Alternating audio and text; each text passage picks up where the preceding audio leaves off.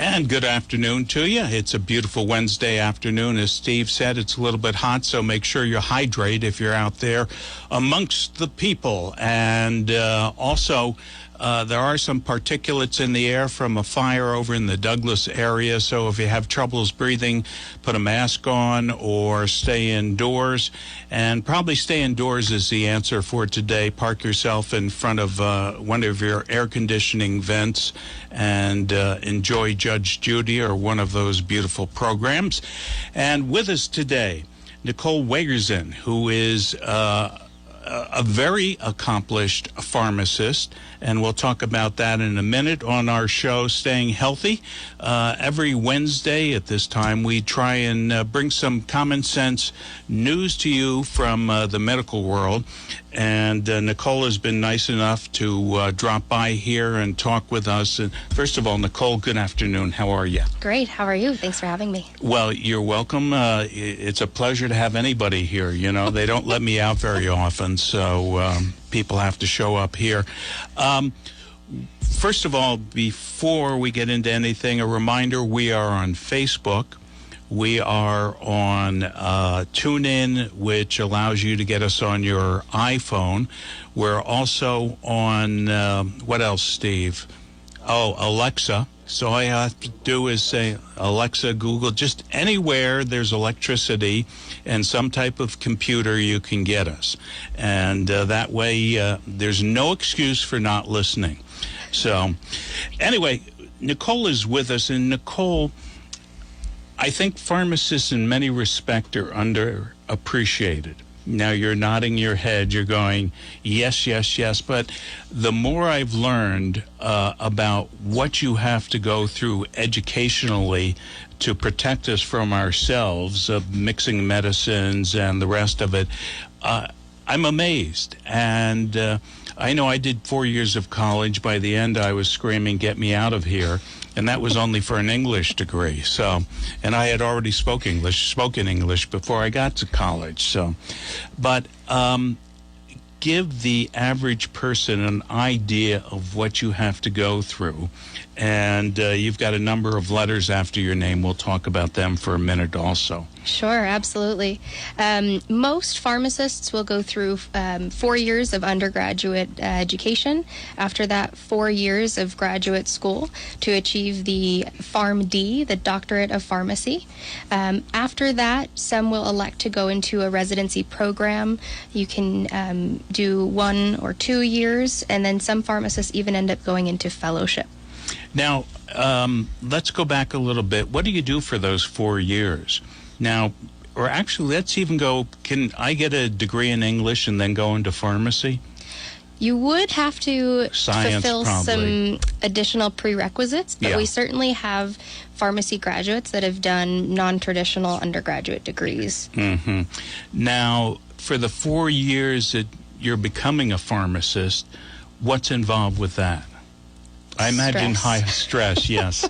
Yeah, I just saw that coming somehow. Yeah. We learn how the medications work, how they affect the body, how the body affects the medication, what the side effects are, how the medications interact, how to use them, how to get rid of them if they're unnecessary. And we also learn the law involved in pharmacy, which changes state by state. Mm-hmm. And probably year by year and day by day in some areas. Exactly. And now you followed up with additional educations, which include what? My additional educations, I did a postgraduate year 1 residency. That was in ambulatory care. So if you can walk into the clinic, we'll see you in the clinic. Mm-hmm. And then I did a PGY2, a postgraduate year 2 in kidney disease. Really? Well, I'm glad I came to you. And just for total transparency, Steve, I am a client of CareMore. Thank you. It's been a long day, hasn't it? CareMore. And if you've been doing all these years, what brought you to work with, I guess, seniors at this point? Seniors, I think, have a lot of medication needs, especially in Tucson. There's a lot of complex medication needs that seniors have. I enjoy getting to work with my patients, getting to know them over the continuum, getting to see them age, getting to prevent some of the chronic conditions, try to prevent the progression of disease. I find it really worthwhile and meaningful. I read somewhere the average senior takes 5 prescriptions. Would you say that's about right? That's about right. The patients that I tend to interact with have about 10 or more medications. Wow. They're seeking me out to reduce their pill burden or to reduce their prescription cost. And that leads me to my next question, which is my copays sometimes are outrageous, and then I end up in the donut hole, and I start, I should just live at Walmart there and sleep on the floor and write all my checks to them. But seriously, how can you lower your payments, your copays? Absolutely. And medication costs are rising. The donut hole can be very tricky to navigate. We have therapeutic alternatives that are on the market. We can switch to these alternatives to lower the overall prescription drug cost without sacrificing health outcomes. That would be like switching from brand name Kleenex to a store brand tissue. You save money and it does the job. Exactly. Now, how do you know if your generic's a good one? All generics have to go through a rigorous review by the FDA, and so they have to establish that they're at least similar. Well, they work the same as the brand name medication. So they do go through rigorous review. Oftentimes we can switch an expensive brand name medication to the generic without sacrificing health outcomes, saving money. And we can also switch an expensive generic to a more affordable generic. Now, you use something called formulary books. What are they? A formulary is a list of covered medications by the health plan that you have. And so I recommend for patients to contact their health plan, get a formulary book, and bring it to the appointment with their prescriber. Oftentimes the provider doesn't have the access to formulary at point of care. So bringing that to your provider's appointment helps you work collaboratively with the prescriber to find a medication that's affordable for you. And do they have prices in the formulary book?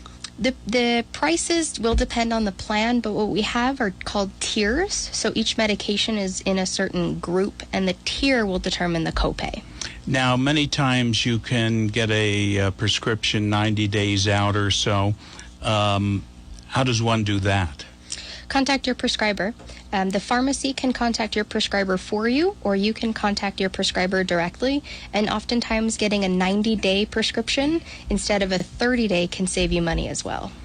Now, when I'm drooling in front of the television at the end of the evening, sometimes I see a prescription that says, if you need help to get the purple pill or whatever pills are out there, please contact us at this email address. What's involved with that? In other words, are there programs out there that may help folks who may be stuck in a donut hole, financially having problems? What's available? Sure. So there are many patient assistance programs that are available. Many of those are through the drug manufacturer.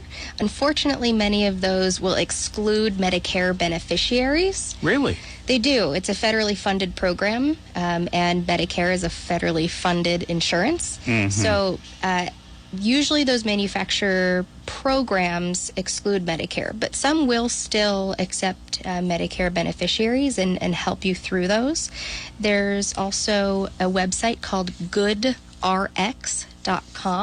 Logging onto that and inputting your zip code can help find a pharmacy that has the medication at the lowest cost for you. So it is having to do a little bit of shopping, but you can find help through GoodRx as well. I was just going to say, is there research possibilities out there? Now, who is GoodRx owned by? Is that owned by the drug companies, or is that a healthful, truthful website? It is a legitimate website, and I'm not quite sure who it's owned by, but it is legitimate, and pharmacies will accept the information that's on GoodRx and have to honor it. The copay that's listed. Yeah. Now, if I switch pharmacies, how do I compare pharmacies? I was thinking about this before. That's a lot of work, but then again, if I were retired, I might want to start on that type of thing. Sure. And depending on your plan, you may have certain preferred pharmacies. Switching from a non-preferred pharmacy to a preferred pharmacy can help you save out-of-pocket copays. To transfer your prescriptions, you would contact the pharmacy that you're switching to, give them your name, some demographic informations, let them know where you're currently filling your prescriptions, and they'll do the behind-the-scenes work to transfer all of your prescriptions. Contact your doctor if refills are needed, and they'll work with your old pharmacy to get everything transferred. What about going to Mexico or Canada? I'm sure you don't want to answer that question, but I can't speak to the legitimacy of the medications that are purchased out of the country, just because they aren't reviewed by the FDA as far as their safety, efficacy, and purity. They're not the same ones, or you just don't know is what you're saying? We just don't know. Okay. And in terms of my retail pharmacist, if I go down and see him, can he or she direct me to perhaps a better way to do this? Absolutely. I try to call first and aim for a time that's not their busiest. So try not to go after the traditional work hours between 5 and 6 o'clock. But a pharmacist definitely can help if you bring all of your medications or a list and the formulary book. There's some fairly accessible switches that we can make to help lower the amount of medications that you take or lower your copay. Now, if a new drug comes out, for instance, there are new drugs out there for diabetes, one, how do you learn about them? And two, how do they get on the list for someone like CareMore? So every health plan, like CareMore, has a committee that reviews the new medications. We review them for how they work, if they are cost effective compared to the other medications in the market right now, and we'll decide whether or not to add them, and we'll decide what tier to place them in, whether it's a preferred generic, a non-preferred generic, and so forth. We decide where it fits into the existing market, taking into consideration all the available evidence. How do you learn about that? Is there a list that comes out weekly and says, here are the new meds? We do. So we have drug information pharmacists, so pharmacists that do something a little bit differently than I do, that scan the market and provide information about the newest products, and they'll also let us know if it's being reviewed for addition to the formulary. And what is the process, once you've been approved by the FDA, what is the process to finally end up with me with a glass of water and enjoying the medication? It's an extensive process, and that's already after the research and development pipeline, which is an expensive process, now totaling about $2.6 billion just to get one drug to market. They then That's average? That's average. $2.6 billion? Average, yep. And I think Forbes even estimates it to be closer to $5 billion for a drug. But they then have to go into manufacturing the medication, making sure that the name that they've selected doesn't sound like or look like any of the medications that are already on the market, going through advertising, production, and getting it to the pharmacy, educating providers on how to use the medication to eventually get it to the consumer. Now I understand why it's easier to buy a drug company than it is to create a new drug, really.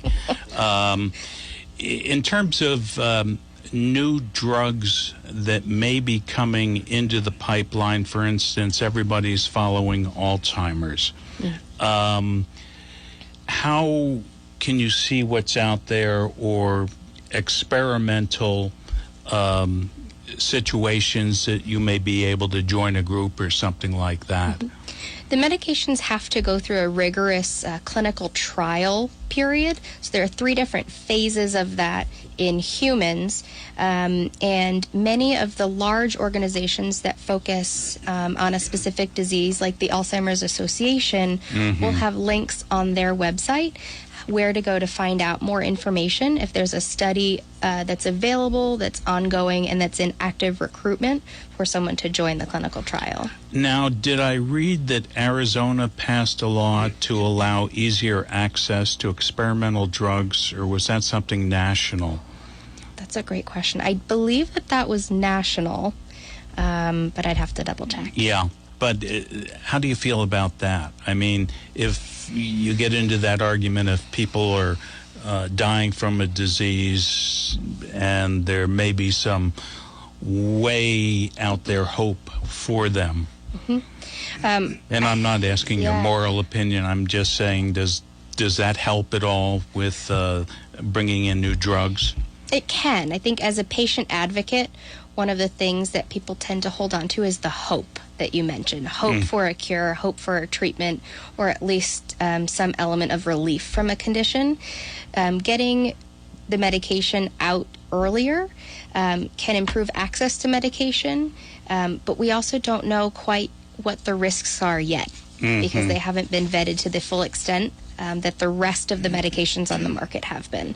And also, how is research done besides on people when you've got a grouping of medications? For instance, if I take a couple of these pills, a couple of those pills for diabetes and maybe something for high blood pressure, how do you know if it interacts? Is that one of those things that sort of learn the hard way? Yes and no. In clinical trial development, when the manufacturer is putting together their package for the FDA, they have to research certain drug interactions. Usually the way we find interactions is by the theoretical I was going to say mechanism that's a first. computer-generated answer. Yes, and it's based on usually the chemical structure, how we know the medication works, the way it'll be metabolized or eliminated by the body.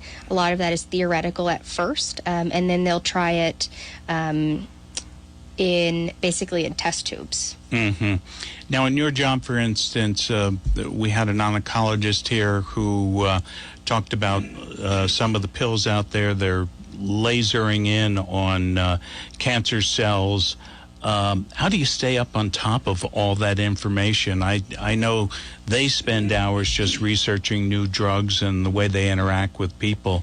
How do you, who has to cover so many people, and the poor pharmacist standing there at any of the pharmacies, my goodness, how do they know and keep up with all this? It's certainly a lifelong process to keep on top of all the medications that are on the market, everything that's coming out. I tend to zone in on the diseases and the medications that I interact with the most. So subscribing to, for example, for dementia, Alzheimer's Association, the providers side of that, they'll have multiple different subscriptions for keeping on top of medications. Pill world. And going to conferences is really important. Yeah. Because of the licensure, most medical professionals are required to have continuing education credits.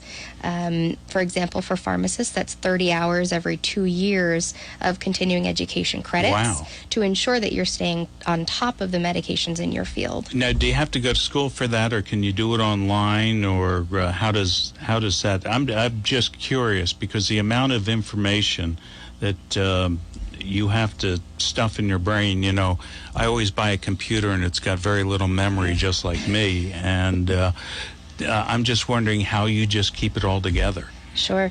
Accessing the continuing education courses can be online or in person. I have sort of a filing system in my brain that I use, and then also a peripheral brain. You can't keep everything. You can't retain everything, but I carry with me some of the resources that I need, and I have drug resources that are on my phone that I can look up at point of care and have really fast access to.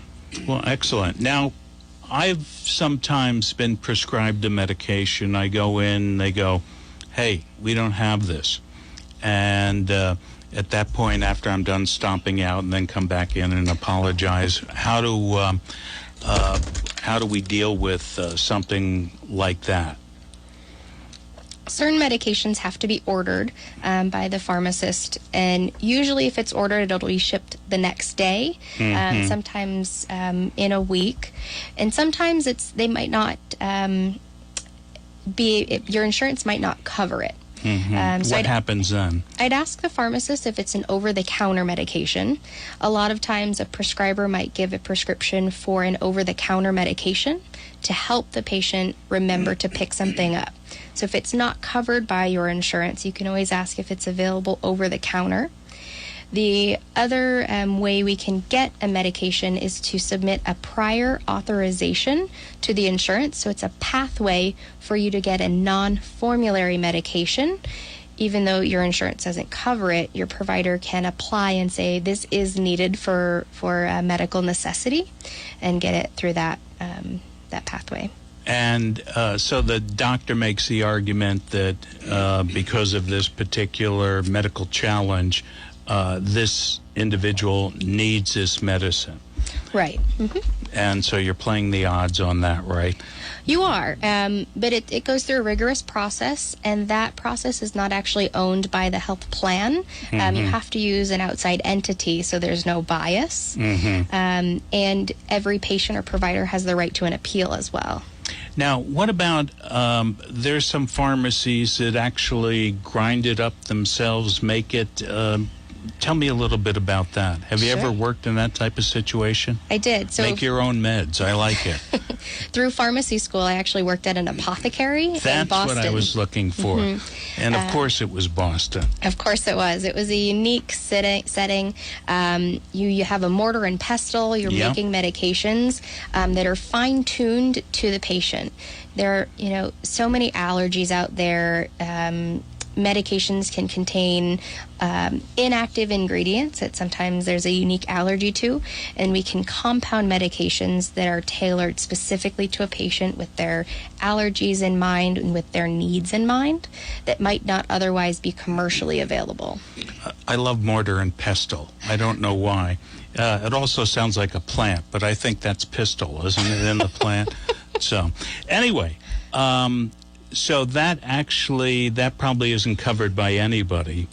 Medicare excludes compounded prescriptions from coverage. But I know they work dramatically, especially, as you say, for allergies. Can you do that with, besides the mortar and pestle, can you do that with some liquids out there? Absolutely. And obviously you don't need a mortar and pestle. How do you determine the amounts? You actually do need a mortar and pestle for really? a lot of the solutions that we make, especially if it originates from a powder or a tablet. You have to grind it and get it add water, take. Yes. Yes. Now, in terms of a pharmacist, can he or she, do you think there are more females or males in the business? I'm not sure. I think there tend to be more females in pharmacy, but it's hard to say. Yeah. Anyway, let me go back to my question, but that just popped into my head. Sometimes people are taking too many prescriptions. Is that the first thing you do, is review what they're taking? As a clinical pharmacist in the clinic setting in the doctor's office, that's one of the very first things that I do is review the history, what medications they take, what the patient's taken in the past, and how medications are working for them. In the retail setting, that's part of the process of preparing this prescription, not just counting the pills, but verifying against everything else that you're taking, even if you're taking it at a different pharmacy, to verify that if there are any drug interactions, verify that the dose is correct, and verify if the duration of treatment is correct. And I hope the computer helps you with that? Does it light up and say, hey, we have a combination here that could be lethal? It does. Unfortunately, in medicine, there's quite a bit of alert fatigue. We're getting alerts about just about everything. So it takes a fine-tuned eye to be able to find those alerts and sort through what's legitimate and what's theoretical. What's the most common medicines that are mixed that you see that you go, oh, here's another one that's putting this and this together? That's incorrect? Or yeah. What I see most commonly is some of the cholesterol medications used in combination with some heart medications that can interact. Fortunately, though, we can switch the cholesterol medications to a different cholesterol medication that works the same or potentially even better and avoid the interaction altogether. Now, there's an area that's really grown and progressed very well is the cholesterol end of things. That's a good example of being able to knock down things. What do they do any combination pills? For instance, I know they put metformin and lactose together for diabetics. Do they do that for cholesterol? We can do it for cholesterol. We have some on the market for high blood pressure as well. Really? So the bottom line is don't ignore your pharmacist. Is that what I'm hearing? Talk to your pharmacist. They have a lot to educate consumers about. And if you have an opportunity to sit down, go over the list, what do you like to hear from a client besides, oh, yeah, here's my list? I encourage patients to be honest. I am actively adjusting medications, their doses, starting something new or taking something away. So if a patient tells me that they take it as prescribed and it's twice a day, but they really only take it once or they take half, adjusting that medication can actually be dangerous for the patient if they're not honest. So even if you're not taking it as directed, tell me, tell your pharmacist, tell your clinician, because it will help you in the end. One final question on different drugs. If you're taking a drug year after year after year, does your body wise up and go, I'm not going to let that work anymore? Some drugs, yes. Some drugs won't lose efficacy over time. They'll continue to work just as well as when you started. But others will not work as well as when you started, especially some of the diabetes medications. Now, you've got all the education and you're a doctor of pharmacy. You don't have doctor on your card. I don't. I prefer to be accessible to my patients. Yes. For me, that's not wearing a white coat and not going by doctor, though I certainly, respect have professionals. Earned it and will pay for it for the rest of your life. Terrific. We'll have to get you back on again, and maybe we can zone in on the kidney or some of the different areas. But again, I think it's amazing the amount of education you have. And I also think the fact that you're saying we can adjust this as we go along, because you may get better, you may get worse, and people just tend to go on in a program that they're used to at certain points. So, terrific. Nicole Wegrzyn, and you're a PharmD, RPH, BCACP, in case people are listening. Again, thank you. Thank you for having me. I'm Jim Walker, and this has been Staying Healthy.